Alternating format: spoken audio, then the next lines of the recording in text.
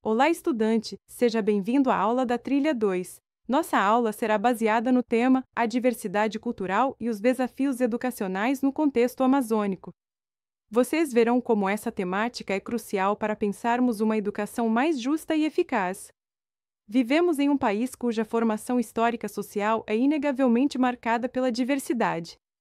Antropólogos, historiadores e cientistas sociais de diversas áreas são unânimes em reconhecer a riqueza da nossa composição étnica e cultural. No entanto, é aqui que mora o nosso desafio: nem sempre atribuímos a essa diversidade a devida importância. Muitas vezes ainda nos vemos presos a atitudes que enaltecem uma cultura em detrimento de outras, reminiscentes de um passado colonizador e preconceituoso. Para nos guiar nessa reflexão, estabelecemos 3 objetivos centrais para a nossa aula. Primeiro, vamos definir a diversidade humana e suas múltiplas formas de expressão. Afinal, para respeitar e valorizar, precisamos primeiro compreender. Em seguida, identificaremos os desafios concretos para a construção de uma educação de qualidade que realmente respeite essa diversidade, especialmente aqui, em nosso contexto amazônico. E por fim, o mais importante, vamos pensar em como promover a prática da equidade a partir da diversidade, não só nas escolas, mas em todos os contextos sociais. Vamos começar pelo nosso primeiro objetivo. O que é a diversidade humana e como ela se manifesta? Quando falamos em diversidade humana, estamos nos referindo à vasta gama de características que tornam cada pessoa e cada grupo únicos. Isso vai muito além das aparências. Inclui as diferenças étnicas, de gênero, de orientação sexual e se aprofunda nas diversas manifestações culturais, nos modos de vida, nos saberes e nas experiências das comunidades. No Brasil, como já mencionei, essa diversidade é um traço indelével da nossa formação histórico-social. E aqui na Amazônia, essa característica ganha uma dimensão ainda mais rica e complexa. A nossa região se distingue por uma rica sociodiversidade.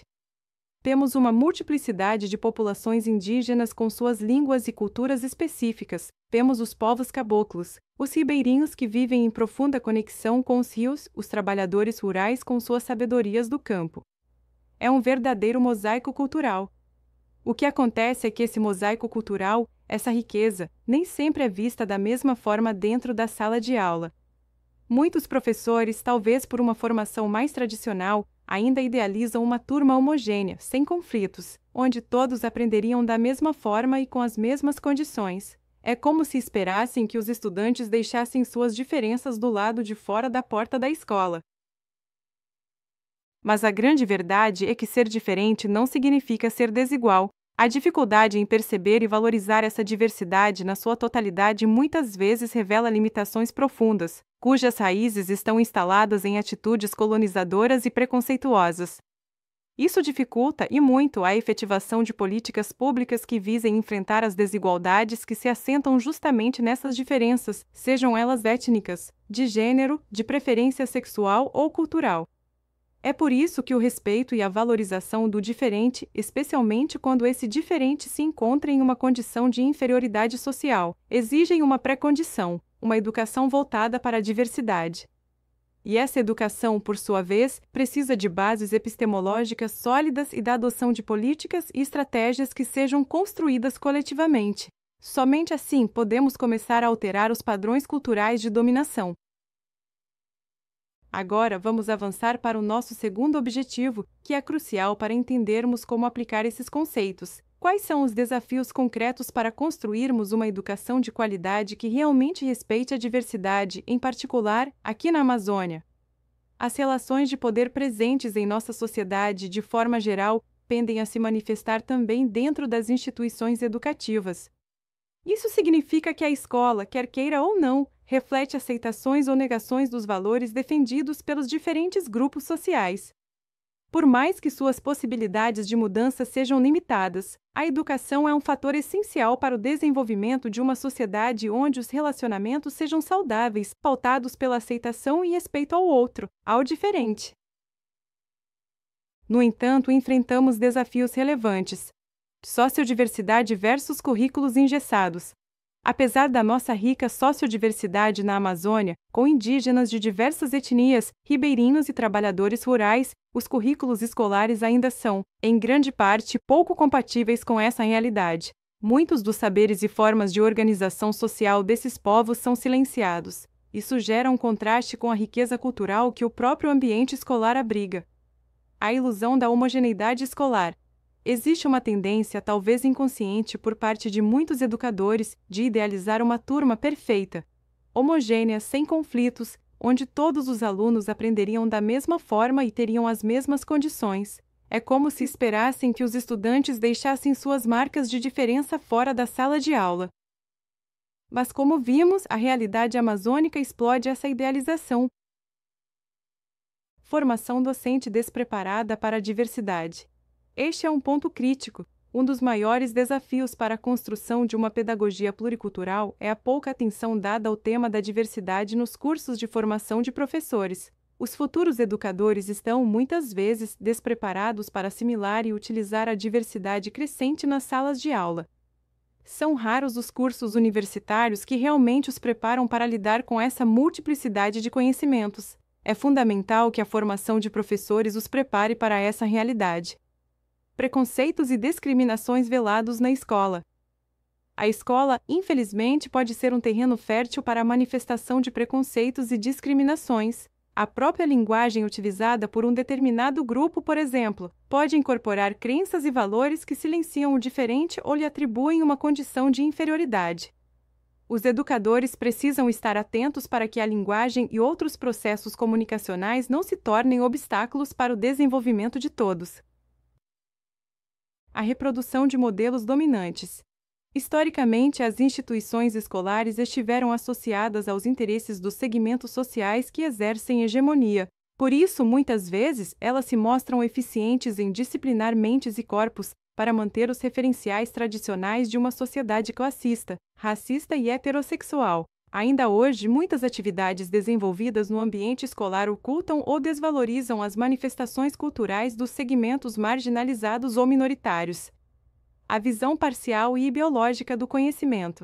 Os grupos que exercem domínio econômico tendem a impor seus valores e a manipular informações e espaços de produção de conhecimento. Isso gera ideologias que buscam naturalizar as situações de injustiça e diferenciação social, fazendo com que as desigualdades sejam percebidas como naturais e, portanto, imutáveis. O pluralismo superficial. Um risco que corremos é o de adotar um pluralismo superficial. Nesse modelo, há um reconhecimento limitado dos grupos minoritários, geralmente restrito a aspectos folclóricos e turísticos, como festas populares e danças. No entanto, ele falha em promover mudanças nas condições de vida que geram a desigualdade social para essas populações. A verdadeira educação para a diversidade precisa ir além do pitoresco e do folclórico.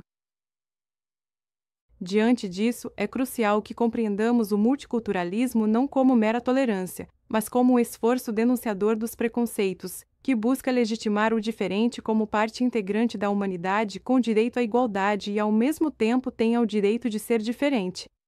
Chegamos agora ao nosso terceiro e mais inspirador objetivo. Como podemos efetivamente promover a prática da equidade a partir da diversidade, tanto nas escolas quanto nos diferentes contextos sociais? Para construirmos uma sociedade qualitativamente superior, é fundamental que os educadores, com seu esforço intelectual e compromisso social, desvendem essa realidade e construam uma educação que propicie uma compreensão mais abrangente sobre as diferenças e as desigualdades. Essa educação deve fortalecer as lutas por justiça social. A escola, por si só, não é capaz de produzir uma revolução social, mas pode contribuir significativamente para a superação de preconceitos baseados na falta ou deficiência de compreensão da diferença. Lembrem-se das palavras de Nelson Mandela. Ninguém nasce odiando outra pessoa pela cor de sua pele, por sua origem ou por sua religião. Para odiar, as pessoas precisam aprender e, se podem aprender a odiar, podem ser ensinadas a amar. Nesses dois verbos, aprender e ensinar, reside a chave para uma educação verdadeiramente transformadora, tanto para o indivíduo quanto para a sociedade. Promover a equidade na perspectiva da educação para a diversidade exige que nós, educadores e estudantes comprometidos com uma sociedade mais justa e democrática, tenhamos as seguintes tarefas: desvendar as relações de poder. É preciso questionar os enunciados científicos que muitas vezes legitimam preconceitos e discriminações. Compreender a historicidade dos discursos. Precisamos entender quem constrói os discursos de poder político, econômico, religioso, cultural e em que contexto histórico eles foram gerados, para perceber equívocos ou direcionamentos favoráveis à dominação. Ato pedagógico como ato ético e político. Nossa atividade pedagógica deve ser uma oportunidade para colocarmos em prática a compreensão sobre ética e justiça social. Valorizar saberes distintos. É fundamental valorizar experiências e conhecimentos diferentes, confrontando opiniões para gerar conflitos cognitivos que nos levem a construir um conhecimento socialmente mais abrangente. Integrar quem é vítima de preconceito. Devemos dedicar atenção especial para integrar todos que, no ambiente escolar, são vítimas de discriminações e preconceitos. Dar visibilidade a histórias de superação. Precisamos acentuar o valor dos exemplos positivos que revelam situações de superação pessoal e coletiva frente a adversidades, especialmente quando as dificuldades foram intensificadas pelo fato de a pessoa ou grupo ser diferente do padrão dominante. Essas são proposições, não uma receita pronta, mas pontos de partida para nossa reflexão e para a criação de novas e mais significativas ações.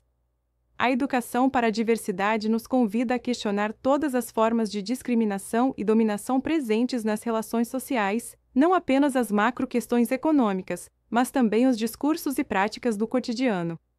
Santomé 2008 nos apresenta modelos para lidar com a diversidade cultural nas escolas. O modelo assimilacionista. A escola busca evitar a diversidade, impondo uma única língua e cultura oficial, com conteúdos uniformizados pela ótica dos grupos dominantes. É o oposto do que buscamos. O pluralismo superficial.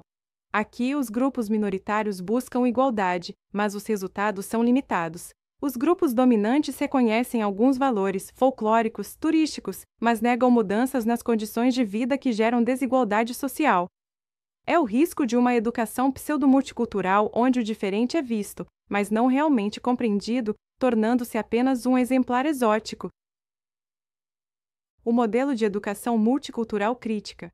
Este é o caminho que defendemos. Ele propõe o reconhecimento das identidades e a valorização das diferenças, desde que não atentem contra os direitos humanos. O objetivo é o enriquecimento mútuo dos diferentes coletivos que compartilham o território. Somente conhecendo melhor as culturas silenciadas, como as dos diferentes povos indígenas, os ribeirinhos e dos afrodescendentes que povoam a Amazônia, será possível incluí-las nos currículos escolares de forma respeitosa e propositiva. Para trilharmos caminhos mais seguros na perspectiva de uma educação para a diversidade, precisamos desenvolver práticas de questionamento do senso comum, daquelas concepções e valores que alimentam os discursos de identidades e diferenças. Ainda há um longo caminho a ser percorrido para que a educação seja um instrumento potente de afirmação de identidades e de superação de desigualdades, respeitando genuinamente as diferenças culturais. Mas o mais importante é que esse caminho já está sendo construído. Eu deixo aqui uma reflexão: qual o seu lugar nessa construção? Como educador, como estudante, como sujeito amazonida? Sua participação é fundamental. Até a próxima aula!